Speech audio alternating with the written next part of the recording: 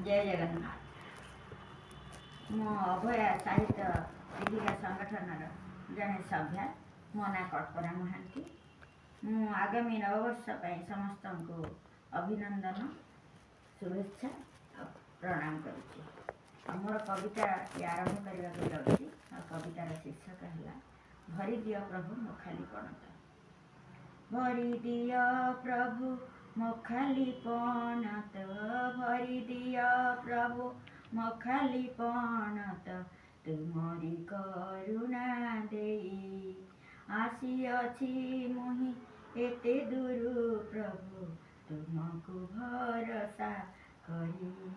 देखिदेले तुम से चका नयन, देखिदेले तुम से चका नयन, आखिरे मो लुह आसे जकेई।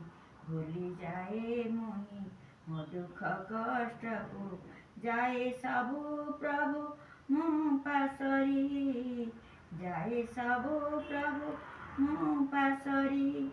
तुम आखिरे मो आखि मिसिले, पलक मोहर पड़ई नाही। चारियाड़ मोते दिसे अंधकार, दिसे मोते चका नयन दुई। हे कला ठाकुर न हेब निष्ठुर, हे कला ठाकुर न हेब निष्ठुर, श्रीपदे मिनती करुछि मुहि। धूपकाठिटिए करि दियो मोते, से सेवारे सदा लागिबि मुहि, से सेवारे सदा लागिबि मुहि।